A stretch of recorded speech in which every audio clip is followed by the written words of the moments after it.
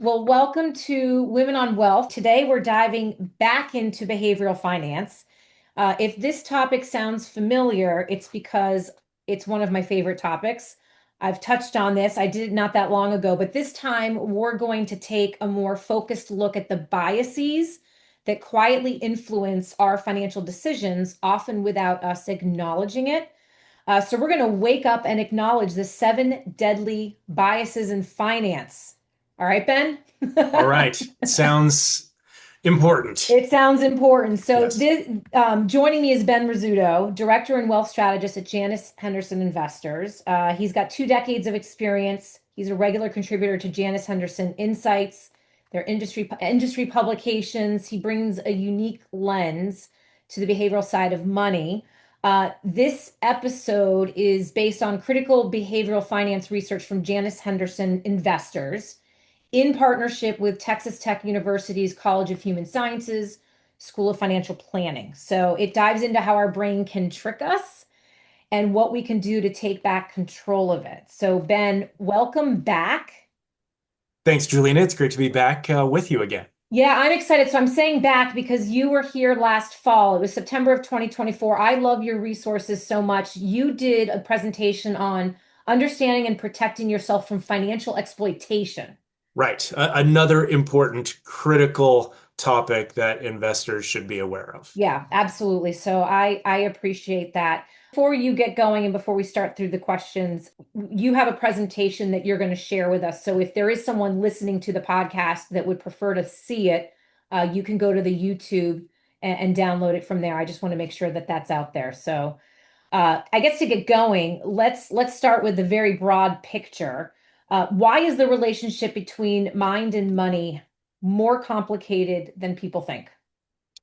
Yeah, that's a really important and critical question as we mentioned in the beginning. And I think the main thing for people to understand and think about when it comes to money is that it is an emotional topic, right? So those emotions that we have around money are very different based on who we are, the experiences we have, the histories that we have with money. So everybody is different. But it's important to remember that emotion plays a big part in this. And as we all know, when emotions come into any sort of decisions that we're making, those emotions can sometimes lead to poor decisions, right? Mhm. Whether it's a relationship or whether it's our portfolios or anything else in life. So I think that's why this is so important, but also so complicated, is because there's a lot going on both in our heads and in our hearts Hmm. that can lead to different sorts of decisions being made. Yeah, I I love it. And can you explain the difference between system one and system two thinking, and how this shows up in our everyday financial decisions? Right. So this really kind of gets to the heart of it. And System 1 and System 2 come from research that was done by Daniel Kahneman Mhm. and his research partner, Amos Tversky. And if you're looking for a book to read over the summer or maybe a book to put you to sleep at night, they put all their research into a great book called Thinking Fast and Slow. And that idea of thinking fast and thinking slow really shows up in these two systems. Because what they showed us is that every human makes decisions based on using one of these two systems. Mhm. So, System 1, for those who are listening, operates automatically and quickly with little to no effort. System 2 is the system that we use when we need to be more attentive, when we need to be more thoughtful, and more complex sort of calculations. So, how does this show up in Mhm. daily life, right? Well, if we think about System 1, if I say to you 2 plus 2 you're going to automatically think four. Four. Right? Exactly. Right. So I'm there here. are those things. Yeah, there are those things that don't require a lot of thinking where system one can be utilized.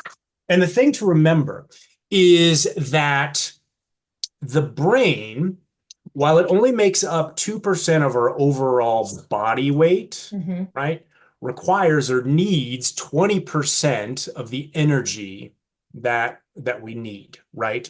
So the body is always trying to retain or use as little energy as possible in order to have as much for the future. And I know you know all about energy consumption with your triathlons and things like that, right?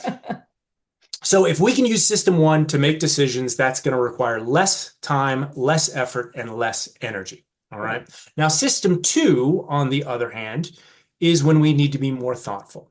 So when we are filling out our taxes, we need to be probably a little bit more thoughtful. When we're doing more complex calculations, we're going to be more thoughtful. Hmm. Parallel parking for some of us can be a more complex calculation. I am not the best parallel parker, so I try to use system two.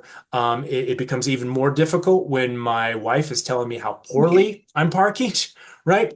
But this is how system one and system two are utilized and where they kind of show up in day-to-day life. Sure. Okay. And before we move on, you referenced Kahneman, Mhm. right? He was in The Big Short, right? The movie, I, or that was his partner. I'm trying to think, did they play a bit part in that? Or I Yeah. mean, I know their thinking plays a large role in that movie. Yeah. There's the episode at the craps table, and they're Okay. talking through the concept of behavioral finance. So Okay. that might be a more entertaining than Right. reading, And but and Michael Lewis, who yeah, kind of comes into play with the yep. Big Short as well. He wrote a book called The Undoing Process Yes. or Undoing Project on Kahneman and Tversky, which yeah, maybe a bit more approachable Yeah. for some. No, that's great. Thank you. And I guess one of the biggest takeaways from the presentation is that intelligence doesn't always protect us from making money mistakes. So why is that? Yeah, so I think that it is important because many people would say, I'm a smart person, I'm relatively successful, so I can just think my way through these issues. Sure. But these mistakes, as those who are online can see, happen naturally, right? Our brain is always utilizing system one and system two. The other thing that I think is really important is to remember how stress plays a role in all of this. Hmm. And people feel stress all the time. Stress plays a role in finances, and finances can be a particularly stressful sort of topic, Sure. depending on what we're thinking about or what's going on in the market. But when it comes to stress, stress can lead to exhaustion, right? Yeah. Whether, again, we're running a triathlon or we're thinking about something really deeply, that takes effort and that leads to exhaustion. And when that exhaustion comes into play, when we're feeling more stressed, that's when system one takes over, right? Hmm. And the worst thing that can happen for us is when we provide a system one solution to a system two problem. Got Right? it. A system two problem would be something like financial planning, figuring out what we're going to do in retirement. If we make a quick, thoughtless decision based on that, that could Mhm. lead to mistakes. Okay.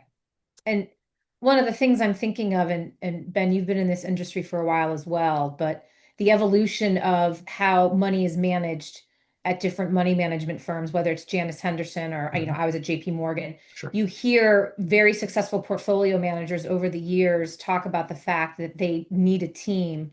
They can't make investment decisions on their own. Mhm. And so I think even the smartest investors that are managing maybe billions of dollars are admitting that they need assistance. And I think part of that can be the emotional aspect. Is that fair to say? Yeah, I think having those sounding boards, having a team that can um, ask questions of us is Mhm. important to, Yeah. again, help us step back and think about things more thoughtfully. Yeah, absolutely. So let's talk about these seven deadly biases in finance. Right. The first one is anchoring. Can we talk about anchoring first? We sure can, yes. And of course, this is a play on the seven deadly sins. This isn't that I love it. dire, but yeah, we're trying to be clever here. So Well, it could be financially dire. there you go. It could Mhm. be. So anchoring, yes, anchoring is one that I think if any of us have sold a car or have gone to buy a car or have negotiated anything, we have experienced anchoring. Because anchoring is that reference point, which is many times arbitrary, that is put into place that may lead us to weigh a decision or weigh certain information more heavily than Mhm. other information. So we go back to that example of buying a car or selling a car. If you're selling a car, in your mind, you say, I want to get $5,000 for this car. Mhm. So, in order to ensure or try to ensure that I get that amount, I'm going to set the price at $6,000. In doing so, you have set the anchor at $6,000, right? And your hope is that the potential buyer will see that and Mhm. will say, okay, this car is worth $6,000. I'm going to negotiate, so maybe I'll offer 5,000, right? So that's how that plays out. The same thing goes for investors because when we buy a stock or an investment, we buy it at a certain price. Mhm. So we are basically or have set an anchor. So we may buy a stock at $10, as you can see on the screen here, and we feel that that stock is worth $10. Mhm. So if it goes up, well, that's great because we thought it was going to be a good investment. But when it goes down, that's when issues may occur Mhm. because it may be going down and then it may go down further. And we may, or you may say to that investor, well, I think it's time to cut our losses and reallocate these funds. But a person may say, well, this is worth $10,000. They are arbitrarily anchored to that point that is now kind of null and void, right? So Yeah. I always remind folks when it comes to this idea of anchoring is to ask themselves, is there new information that has come to light? Is there new information that we need to take into account in order to unanchor Mhm. ourselves from a certain point? Tell me if this might be a good description. I'm thinking of the volatility we've seen this year, right? And so a lot Mhm, of times we see investors take the high watermark of their portfolio and where that portfolio peaked, mhm. and that becomes their new anchor. Is that fair to say? And so when it falls, they say, "Well, I need to get back to that." Right. Yes, I think that, and especially during volatile periods, those anchors, those floors, are Ooh. reset, Yeah. Okay. and yeah, it can lead to again that arbitrary point being set that if it went up to this, it's got to be worth that. Right. And I think in many of these cases, and I'll probably repeat this during our time together today, we always need to step back and ask ourselves, well, how does all this play into my overall long-term Right. goals, right? And my overall long-term financial plan? Yeah. And I think because a lot of times when you talk about this anchoring bias, when the stock price moves around, the stock market moves around, like earlier this year, if it's based more on emotion, you Mhm. have to separate the value versus the emotions of the market. Right, right. So, And that's a great thing to remind ourselves of is these biases, these mental shortcuts, everyone is falling victim to them. right. Um, and we'll talk about some others where it's important to remember that people may be falling victim to these. So don't get pulled into all of those emotional waters just based on what's going on in the market. Step back and remind ourselves of what our true goals are. That's great. Thank you. And so what about attachment bias? Right. So attachment bias is one that it's this predisposition that we have to act irrationally towards Mhm. people or objects. Um, and I think this plays out a lot in a number of different ways, both in investing, but outside in investing. Last year, I talked to a lot of investors around emotions and the election because attachment bias and politics, I think, go hand in hand. Because we, as voters, as Democrats or Republicans, we have an emotional attachment Hmm. to our parties and to those candidates. The issue, of course, is when that attachment, that political attachment, colors the way that we view the markets or influences the way that we feel we should invest. Hmm. Many people would say, if so and so wins the election, I believe the market's going to tank or the market's going to do great, right? Right. So that attachment bias can lead us to make poor decisions. And I know that people have made these decisions where they've said, so and so won. Hmm. So I feel the market is not going to do well. So I'm going to de-risk. Correct. And these decisions over the long term don't play out. It doesn't matter who's in office. The market tends to go upwards, right? Correct. So that attachment, whether it be to a political candidate or to an investment, can lead us to make irrational decisions. When it comes to investments, I think this can play out in many cases, but the example we show here is that vacation home, right? That you grew up going to during the summers with your Mm. family. When your parents pass away, that vacation home may be passed on or inherited by you. Hmm. And people always think to themselves, well, I can't, even though I don't have time to get to this vacation home, even though it costs money for upkeep, time to get there and take care of it, and all these things, I could never get rid of it because what would my parents think? Right. So there again, we see that attachment to that home that may again not line up with our goals or the time that we have. And again, we need to step back and kind of ask ourselves, what is it that we really want to do? And with Yeah. investments, the question that I ask folks is, well, if I gave you $500,000, would you buy that vacation home with it? And in a lot of cases, people say, well, no, Not really. Yeah. so framing it differently can be real helpful in those And cases. could you also say that there's an attachment bias for some individuals that are fortunate enough to love who they work for, what they do, and they just want to buy and own that stock if it's a public company? Sure. Yeah, and that I think that is true, and that's perfectly fine for a portion of our portfolios, but I Correct. think that attachment bias could lead us to become too concentrated Concentrated. in a position, Yeah. right? Yeah. So that attachment bias could lead to us taking on more risk than we think we actually are. Yeah. That's great. And what about cognitive dissonance? Okay. So cognitive dissonance is the discomfort that we feel when new information doesn't match with our previously held knowledge. Okay. Mhm.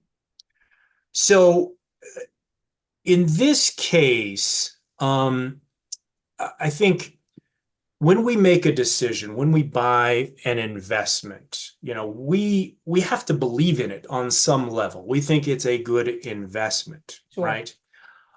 If we start a relationship with someone, if we make a decision to do anything, we on some level believe in it. Hmm. But if things change, if that person starts to act differently, if that investment doesn't perform as well as it has in the past or as well as we thought it would be, Sure. we ask ourselves, well, how could this be, right? I believed in this investment. Hmm. This investment did well for so long, but now things are different. Okay.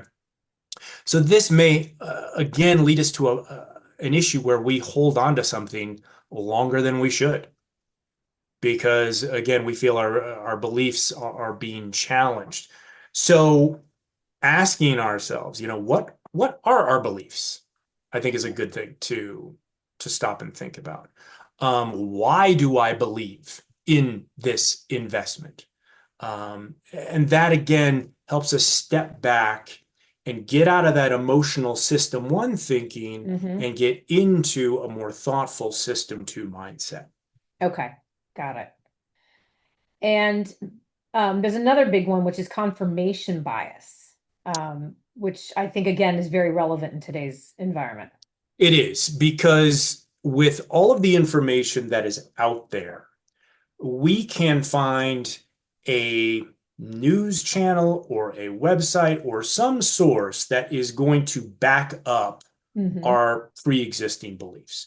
And that's what this bias is, that tendency that we have as humans to seek out information that supports our pre-existing beliefs, right? Right. Um, because none of us likes conflict, especially when it comes to our beliefs or what we think, right? Hmm.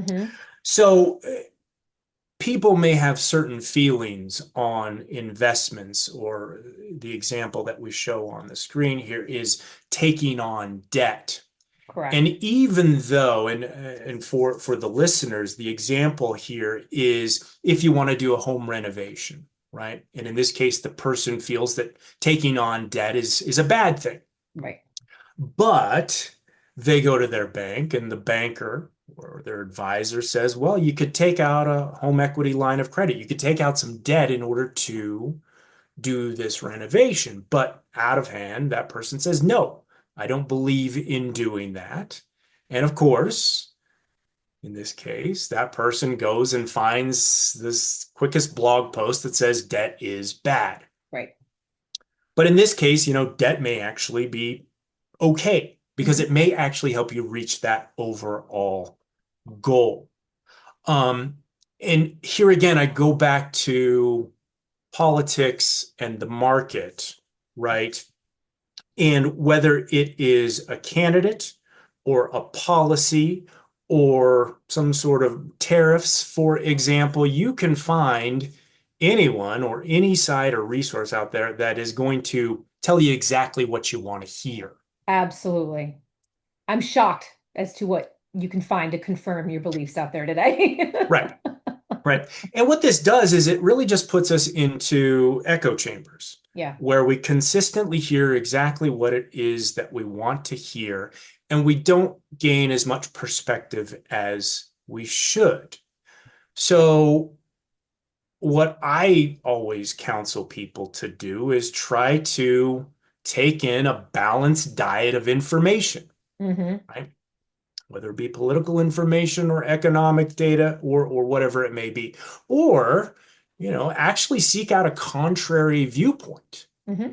And even though it may be uncomfortable, that can help us gain that perspective that we need and not fall victim to these sorts of biases. Another soundboard. Yes, Another, exactly. yeah, yeah. Yeah. Um, I love the next one. I love the herding behavior because even my teenage girls understand FOMO. Oh, yeah. Yes. Yeah. Yeah. If you've got kids, you know all about herding, more specifically, fear of missing out, Yep. FOMO, right? And, if you think about it, we as humans want to be part of the group, right? Yes. There's comfort, there's safety within groups. But, if you've gone out to dinner recently or you've watched a movie recently, FOMO or herding has played a role because Mhm. when you're thinking about where you're going to go out to eat, you may say, well, what do the reviews look like? We go on Yelp or Open Table or whatever it may be, Yeah. and we see How many stars? What have other people thought? Hmm. And those reviews will dictate where we eat or what movie we watch, or in Sure. this case, what we might invest in. Hmm. So you may have friends that run with or golf with or do other things with, and conversation may in some cases lead to other sorts of ideas and investments. And your friend may say, well, I have this new investment, it's making a killing. Yeah. And because of that, in our mind, we say, well, if it's working for Julina, I want to take advantage of that too. I want to be part of that group Hmm. as well. And it's fine to be open to different opportunities, but the problem is when that herding takes us away from our overall plan, Yeah. right? Yep. And I'm sure you've dealt with this where someone, and many times it comes up with like crypto or Bitcoin. Yeah. People see that and they're like, wow, why wouldn't I Holy want to be? cow. Yeah, why wouldn't I want to be involved in that? And yes, it may be an investment opportunity, but there are risks involved with it. It Sure. may be completely opposite of their long-term Hmm. overall goals, right? So, um, different opportunities are always good to consider, but Yeah. we have to again think of the big picture Yeah. and how they may play a role in that. Yeah. And I think of you think of different periods of I think of different periods of my investment career when, I go back to, was it GameStop just a handful of years ago? Sure. You go back to, the Enrons of the world and the tech bubble. It's just it never goes away. It just changes its flavor every so often, if that's fair. Right. And I Yep. think Bitcoin right now is probably one of the more recent ones. Yep. So, I'd yep. agree. And Yeah. again, don't want to suggest you can't that it's bad investment, but just FOMO is here. So, Right. And again, it goes back to something I'll mention again probably before we're done, but it may be a good opportunity, but let's sit down and talk about it first, right? exactly. Yeah. Don't let the emotion of this Hmm. carry us away. Yeah. And what about loss aversion?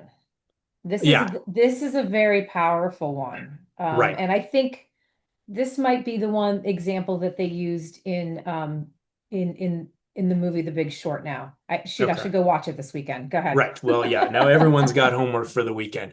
Yeah, loss aversion is incredibly, I think, emotional.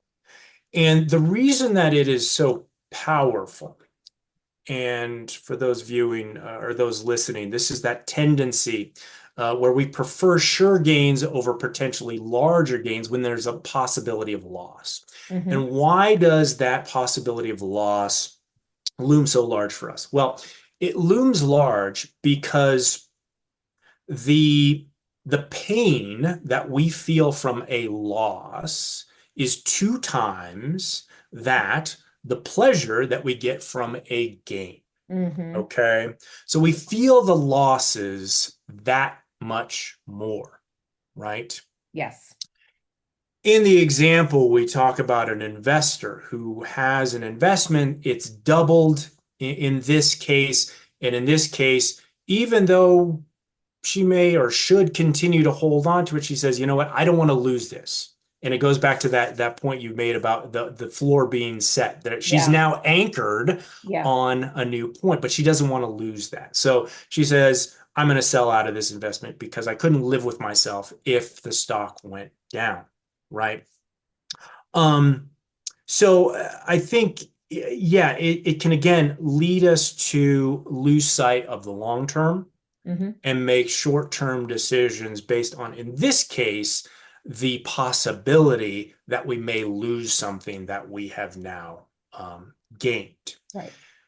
couple ideas that I always provide to folks is if they're worried about losses or feeling losses, there are things that we can do with their portfolios or their investments. Stop loss orders, right? Help to put a floor on those sorts of things.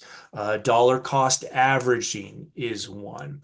And the other thing, and again, it goes back to asking ourselves good questions, is, if you sold out of this position now, how would you feel Right. in 6 months, a year, 5 years, if it continued to go forward or move upward, Exactly. right?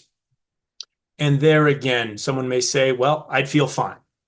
And in that case, fine, we'll sell out of it. But if they would reconsider that, or if they would feel negatively about that, well, then Hmm. that may be something that helps us recenter ourselves.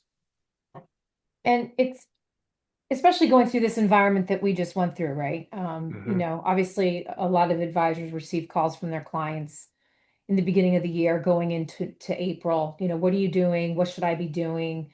And is it fair to say, especially if you're a first time investor and you're seeing that, well, I guess there's two ways I look at it. If you're a first time investor and you conceptually say, yes, I could take that loss, and then all of a sudden you really do see it on your statement, the emotions now become very real. It's not just looking at a situation where it could happen. Now you're there, right? Mm-hmm. Right. And that's very difficult for people. But then the other way I think about it is you can be a very experienced investor and you went through the tech bubble, the financial crisis, but maybe back then your investments weren't the value that they are now 10, 20 years later.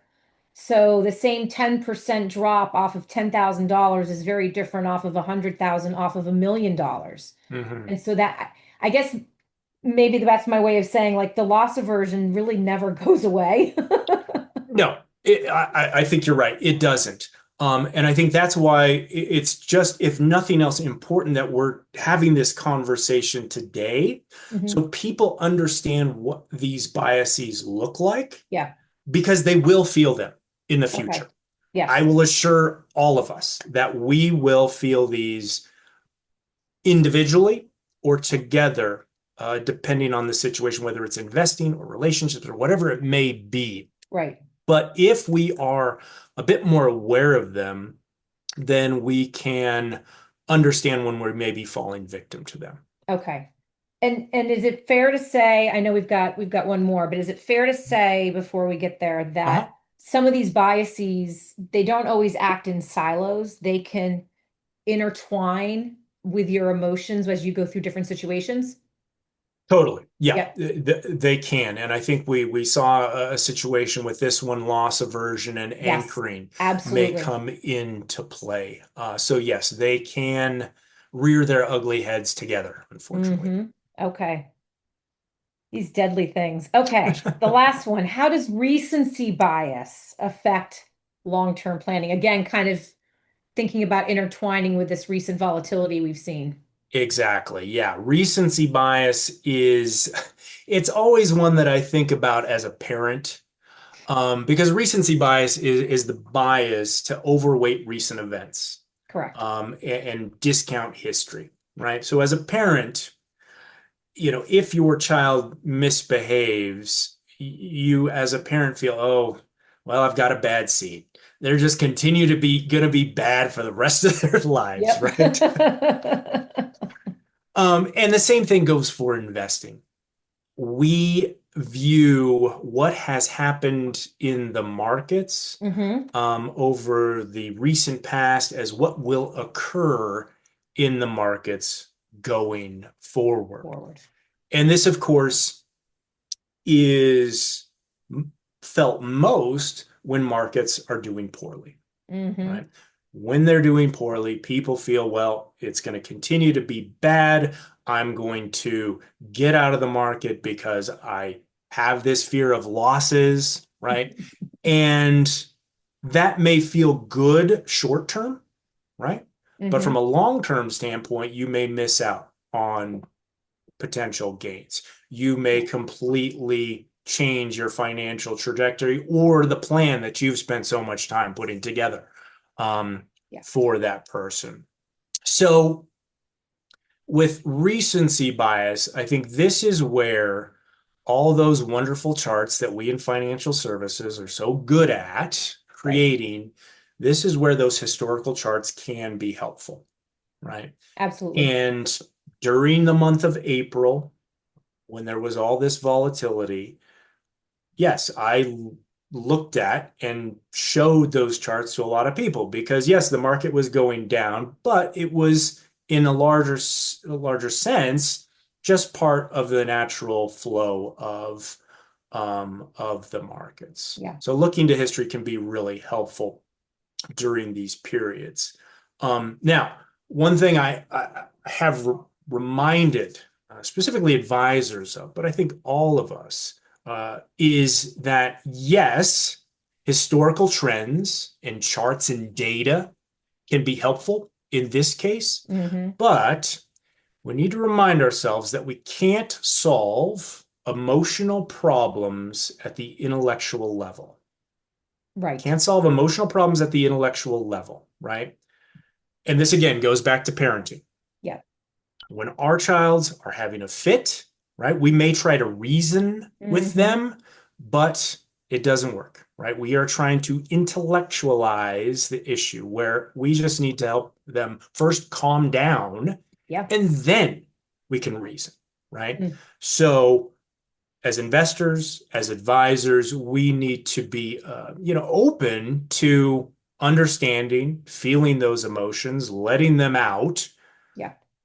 so we can get to a point where we've regulated them, and then we can get into reasoning around what we should do going forward. I love these comments because my firm believes heavily in all these biases, and we have spent all year talking about them. We, in fact, at the beginning of the year, our January webinar, we told our clients we will have a correction this year. There will be a 10% drop, mainly to ignore the new administration and all of the uncertainty around the markets and the economy. It was the pure fact that we had not seen a 10% correction in over 2 years. And on average, we see them every year and a half. It's Right. managing that expectation.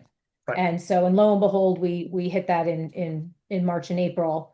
And so, and then on top of it, we continue to look at the biases and say, all right, now we need a plan because this is clearly Mhm. much more emotional than it is fundamental. And so, but the important thing that was interesting about your comment earlier, we had a team in place because we all understand how emotional it can be, even if Mhm. you're making the decisions. And so, thank you for going through all these biases. So you hit on, so the seven are anchoring, attachment, cognitive dissonance, confirmation, hurting or FOMO, loss aversion, and recency. So Yes. if we can go back to the top, right, and talk about this system one thinking, Mhm. how can individuals make more rational financial decisions when they're under pressure? Because we tend to all fall back to system one. Right. Right. So I think, what we can think about when it comes to how we can make better decisions is, how can we slow down? I brought that idea up, I think, a couple times. Hmm. Because as you mentioned, we automatically may shift when stressed, we're going to shift into system one thinking. So it's planting these seeds, it's understanding what loss aversion looks like and feels like, Hmm. and that it may occur in the future. I think that is important. Um, and then, yeah, just kind of stopping and asking ourselves these questions in order to get ourselves out of what I like to call kind of the short-term emotional mindset Right. and get ourselves into a calmer, more future oriented mindset. Okay. Yep. And one last phrase thing that I've kind of mentioned or over the past several months around this topic, and I think it allows us to kind of do what I just talked about, is the phrase "this too shall pass." Yep. Classic, right? Again, as an investor or as a parent. But here's why this is important. And I think it allows us to stay centered and just kind of stay in the middle when times are emotional. Now, usually when we think about the phrase "this too shall pass," Hmm. we think about it after our child has misbehaved or something bad has happened. It's usually used during negative periods. Now, why do we say that? Well, because it gives us hope. that things will get better. Yeah. Okay. And that's great. But it's also important to use it when things are going really well, because we Okay. can remind ourselves that this too shall pass. It keeps us humble Yes. and doesn't let it allows us or helps us not get too ecstatic around things and get too far away from our overall long-term goal. Got it. And and do you have any practical strategies as ways to kind of slow down the emotional decisions that you have to make? Yeah, I think and again it goes back to questions. You know, one of the things that or a question I've had investors think about is, if you were talking to your best friend and they were feeling this, what would you tell your best friend if they were in this situation? Now, Mhm. why is that an interesting question? Well, it's an interesting question because it pushes you to get outside of your head, Right. right? And think about somebody else, Hmm. right?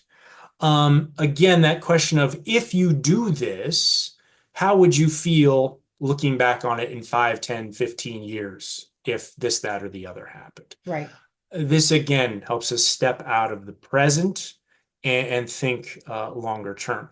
The other thing, and again, it's nothing groundbreaking, but have you gotten a good night's sleep? Yeah. Everything looks a little better after a Yeah. good night's sleep, Oh, right? absolutely. Yeah. Mm-hmm. Go for a Yeah, walk, right? exactly. Are you rested, fed, and watered? Yeah. So this is an interesting one, and I've seen these studies before, but Mm-hmm. your research suggests that men tend to be overconfident, while women are more the opposite, more Mm-hmm. underconfident. And how does this affect their investment behavior? Yeah. So this research, I think, really shows how these biases and other biases, because there are many more than seven cognitive biases out there, how these biases actually play out Hmm. in real life. So research that we did shows that when it comes to investment abilities, males tend to feel overconfident. All right. You can throw in your joke here about males being overconfident in all sorts of areas in life, right? I'm not saying anything. Um, but in this case, that overconfidence Hmm. leads men to trade too excessively. Okay. So in this case, there's almost an action bias. Yeah. Men feel that they need to do something. Hmm. Okay. Now that's on the male side of things. If we look at females, what we find here is that females tend to feel less confident or Hmm. underconfident in their abilities. How does this play out? Well, it leads to women investing too conservatively. But here's the point. This leads to poor outcomes for both groups. Right. Because when you One's not the trade, winner. right, no one wins in this. Okay. So when you trade too excessively, that can lead to underperformance. Hmm. If you invest too conservatively, that can lead to underperformance. Right. So going back to this idea of just understanding how we, whether we're male or female, how we emote around money and how we feel about risk and how these biases play a part in our lives, well, that allows us to right size portfolios and understand how we should act or how we may act during periods Hmm. of volatility or high emotions. Okay. And this one to me is so interesting because, as you know, there is a ton of presentations in the industry from tons of different professionals around women in investing, right? There's that's a big focus in the industry for the last 20 years or so. And I think part of it may be just that going back to, everyone has their own experiences at an early age, and maybe Mhm. there's a lot of women that really didn't get an experience from their parents around talking about money and investing. I hear it all the time. And so that may be an experience that controls, some of these biases that we see. Totally, totally. Yeah, I think, I mean, overall, as you know, I'm a big fan of just financial literacy and financial education, but the history that we have with money Yeah. as individuals and families plays a significant role. I've come to call it financial folklore, right? That Yeah. gets passed down from generation to generation. Hmm. I'm frugal because my parents are frugal, and they were frugal because their parents were frugal, right? Or we could think about it from the standpoint of couples, right? Yes. I'm a woman, so I don't do finance, or I'm not good at math. And that's just one of those things that, those falsehoods that has been played out Hmm. for so long, right? Hmm. But if we can, I think, level set or just be more collaborative as Yeah. far as couples go when it Yeah. comes to finances, that's going to lead to better outcomes for everybody involved. Yeah. And Absolutely. the research here that I'm showing for those listening really looks at relationship satisfaction between couples, right? Yeah. And many would think, well, if you make more money, you're just going to be more satisfied. You're going to have a better relationship. And yes, making more money, having assets makes life easier, but it doesn't always lead to high satisfaction in life Sure. or in a relationship. Hmm. Yeah. So if couples are more collaborative and communicative around their goals and they share those goals and values, well, that just leads to greater relationship satisfaction. Yeah. And from a long-term standpoint, it increases the overall financial acumen of a couple because eventually one of the people in a couple is going to die. Right. And I've seen cases where the person that dies was the financial person. And the surviving spouse is left not knowing where accounts are, what to do, et cetera, et cetera. And then they're forced suddenly to manage it all on their own. In an emotional period, right? Yeah, absolutely. Yeah. Yeah. And you see it all too often in this business. Mm-hmm. I would say this too. I don't know if you have an opinion on this, Ben. I'm going to kind of throw it at you on the podcast. But Mm-hmm. one of the things I've noticed is oftentimes I meet a couple and there's one involved in the finances and one that's not. However, if they have never been introduced to financial planning and now all of a sudden they are starting to experience what a financial plan looks like and they're bringing their goals together and they're looking at their financial future and their vision for their family, all of the sudden they are both very involved. And I don't know if you have found that, but I think it's fascinating that sometimes when you're talking about just about money and the investments, you tend to only get one. But if you could talk about the financial picture overall and help them visualize what that looks like based on the decisions they're making, Yeah. that changes very quickly. Yeah, that's a good point. Yeah, when it's just money, numbers, investments, It's easy to delegate it. it's easy to delegate it Yeah. because you're the math person or you've got more time or because you're the guy, whatever it may be, right? Yeah. But goals, and what we're going to do with our life, that's something, yeah, it affects both of us. Those are things that the person or the side of the couple that isn't as participatory, that's Yeah. something that that's more approachable to them. So yeah, I think that's a great point, and it really just highlights the value of planning, holistic planning, and goal-based planning, and the fact that investments is just a small piece of that. The investments is just kind of the gas that you put into the car to Right. reach the goals. Yeah. And I will say this also, and I'm not going to say this of all financial plans, but there are some great financial planning tools that are out there. We use them at our firm where it stress tests the market so that when you go through these periods of volatility, you can actually see how your portfolio does over time during these periods of stress. And hopefully it eases the level of anxiety from you to make an emotional decision during those times. Right. Yeah. I think those kind of what if scenarios are Yes, really important because you test it out. exactly. It's not real, but you kind of get a feel for how might this feel. Yeah. If our assets lose value. And that means that we're going to have Correct. this amount of income to live off, right? Correct. That can be eye-opening. Especially if you're a visual person like I am. So, Mhm. Yeah. very, very near and dear to my heart. Let's talk about how parents can teach kids about money when it comes to these behaviors. Yeah. This is important as well. And it's one that I think uh, more and more of us see the value in it. We know this is just common sense, helping our kids be as financially literate as possible is Hmm. really important. But, how do we do it? Or when do we do it?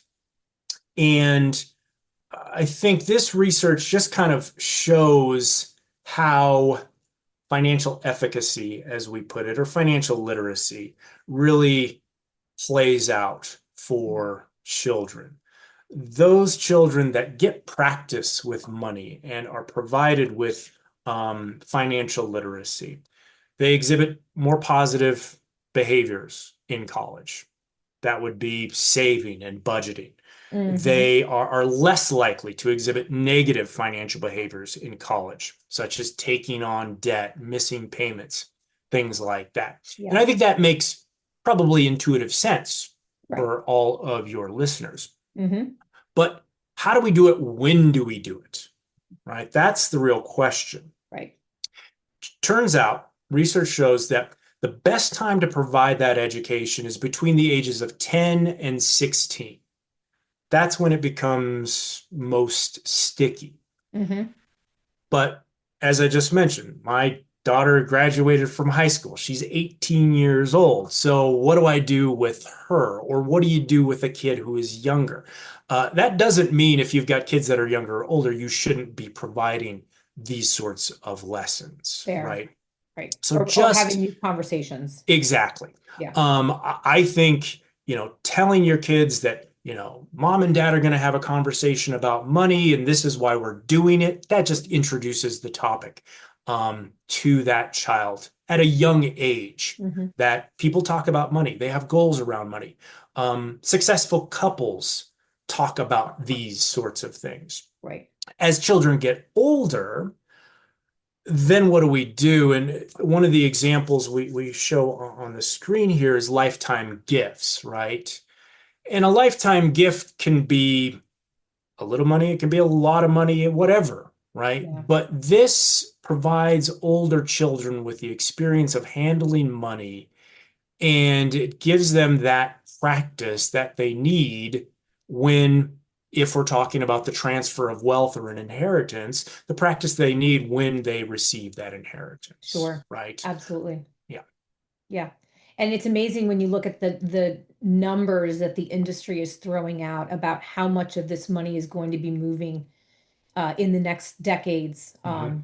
from one generation to the next. It's staggering. So hoping that these kids are prepared. Right. And the thing that I always highlight here is, families spend a lot of time preparing the money for the kids, growing the money for the kids, but we Yeah, don't spend as much time preparing the kids for the money. exactly. Yeah. No, thank you. If there's anything that the listeners can walk away with from this conversation about the psychology of money, what would you have them focus on?